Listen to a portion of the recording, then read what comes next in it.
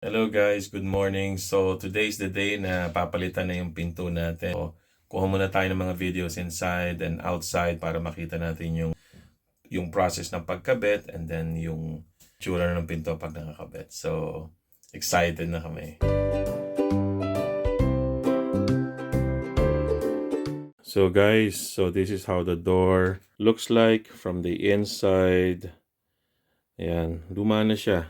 Ayan. So this is how it looks like outside. Ayan, yung lumang pinto. Actually, pininturahan ko lang yung ano nito eh. Parang pinaka-frame. Ayan. Tapos may kahoy dito. Ayan. Luma na siya.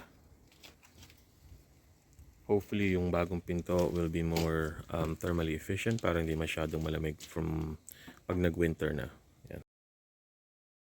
This is the company that is doing the window and the door. What up windows?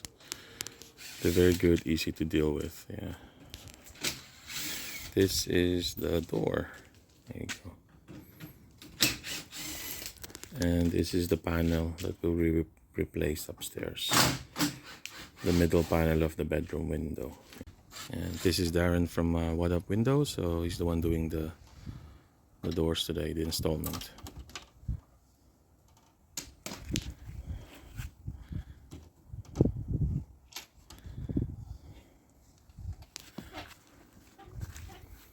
Ayun na yung lumang door natin. Ito. This is how thick the door is.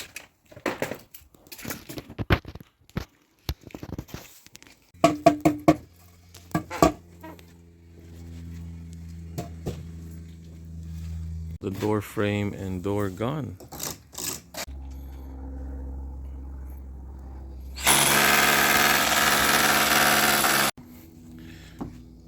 Yan, nilagay na yung frame, door, binubutas na dun sa brickwork.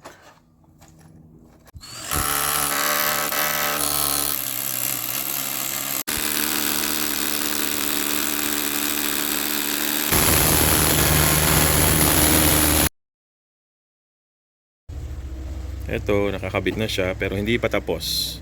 Parang preliminary attachment pa lang yung Lagyan ginawa. pa ng mga seal yung Nalagyan pa ng mga seal yung mga corners. Yeah. Kasi hindi naka-align, Yeah. no? Yeah. So they still put some seal in. They're putting some seal, I think. Sealant? Yeah, sealant and I don't know what you call them. Ito yung mga trims na ina-attach na sa gilid ng pinto. There you go. So then this one's here. There, that's the one. This is our old door. And there is the new door. Hi, honey. Applying some seal at the bottom.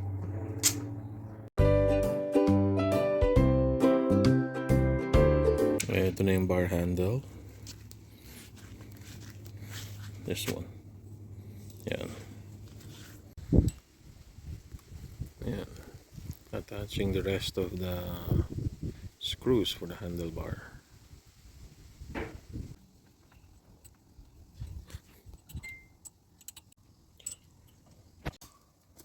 Ito yung last screws for the handlebar. Goes on top and bottom.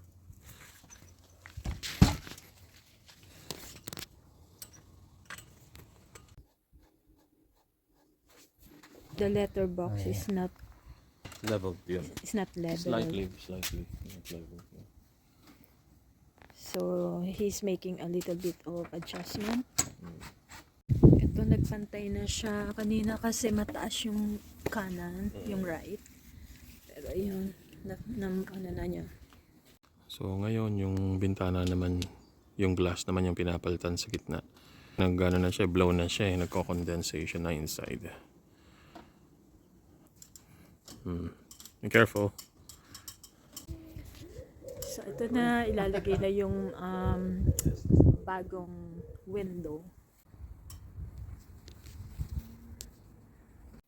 So ganito palang kakapal yung yung window. Yan, ito yung loob nung door. Yung first na in-order namin is yung kulay na yan. Antarctic gray. Anthracite gray, sorry. In-explain niya na mas maganda daw white para hindi nga daw madilim tong area na to. I agree. I changed it to white. But then, itong dineliver na to, naging gray pa rin. So, hindi nila na bago. Chinek ni Jay yung email and nakalagay nga na white yung loob. Tinanggap na lang namin na ganito kasi originally naman iyan ang gusto ko. Mas mahal yung kulay na yan kesa sa white.